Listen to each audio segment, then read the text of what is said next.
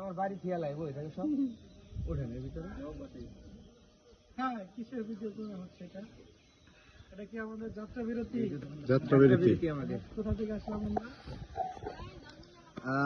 শফিকুল ভাই, এই যে কালকে থেকে আজকে পর্যন্ত ময়মনসিংহ যাওয়া এবং আসা থেকে আপনার অনুভূতিটা একটু বলবেন। আমার অনুভূতিটা অনেক ভালো ছিল, কিন্তু গতকালকে আমার বন্ধু ডাক্তার আব্দুর রহমান ওরফে সামিউল উনি খুব ডিস্টার্ব করছে। কারণ আমি যাওয়ার পরে ওখানে ফ্রেশ হওয়ার পরে লাঞ্চ করছি, লাঞ্চের পরে ওনারা চলে আসবে, কিন্তু সম্পূর্ণ দায়ভার আমার উপরে অর্পণ করতে চাপিয়ে দেওয়ার চেষ্টা করেছিল। অনেক ঝামেলা, ওই শ্বশুর বাড়ি থেকে আসছে, ওইখানে যাইতে হবে। পরবর্তীতে আমি বললাম কি যে না, আমি আর আজকে আর যাবো না, আমি কিন্তু সত্য কথা বলছি, যাবো না এই ডিসিশনের উপরেই গতকালকে রাত্রে আমরা ময়মনসিংহে থাকলাম ত্রিশালে। আজকে ওইখান থেকে সকালে নাস্তা করে রওনা দিছি আমরা 4 জন বাইকে গিয়েছিলাম। তো অনেক ভালো লাগছে, তাদের বাড়ির পরিবেশ, বাড়িতে যাওয়ার, তাদের পুকুর ঘাট গুলো অনেক ভালো। আলহামদুলিল্লাহ, যদি আমাকে আল্লাহ হায়াতে বাঁচা রাখে নেক্সট টাইম আবারই যাবো। আচ্ছা, ধন্যবাদ। সামিল ভাই, আপনারা কালকে থেকে আজকে পর্যন্ত যাওয়া এবং আসার মধ্যে অনুভূতিটা একটু বলবেন। আলহামদুলিল্লাহ খুব ভালো। সবার প্রতি আমার সালাম, সালামু আলাইকুম। আমি একজন পল্লী চিকিৎসক, কর্মব্যস্ততায় থাকি। আর বিশেষ করে হইতেছে মানুষের সেবাটা আমার পেশা, আচ্ছা মানুষের আচ্ছা, সেবা দেওয়াটা।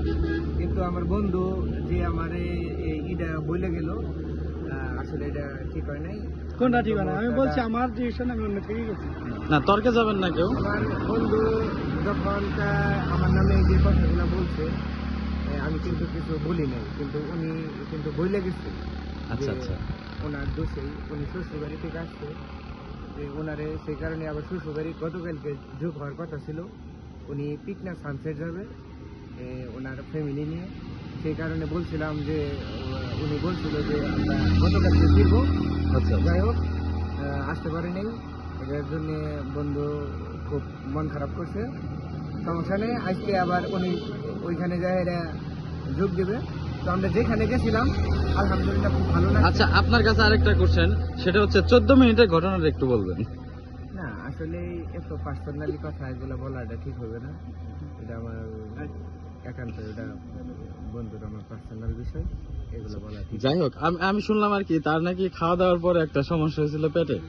আচ্ছা, সেই বিষয়ে একটু বলেন। এই বিষয়ে তো আমি কোনো অনুভূতি নাই, কারণ আমি নিজেই তো একজন পল্লী চিকিৎসক। আমার বন্ধু এরকম হবে এটা তো মেনে নেওয়া যায় না। Thank you. আচ্ছা, থ্যাংক ইউ, ধন্যবাদ। ধন্যবাদ।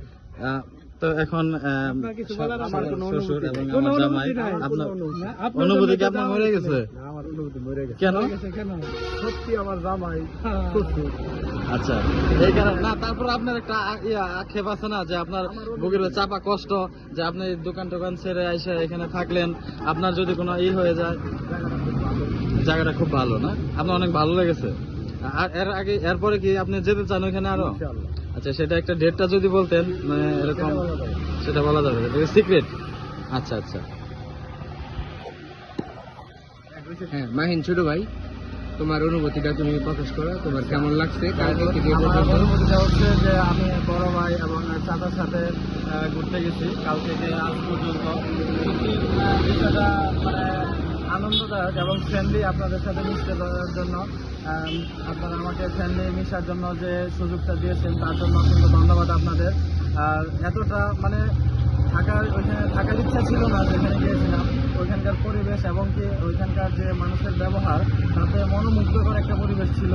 আর বিশেষ করে যে মানে 4টা মানুষ ওইখানে গেছি, তো যাওয়ার পর যে মজাটা, যে আনন্দটা, তো এটা কখনো আসবে না মনে হয়।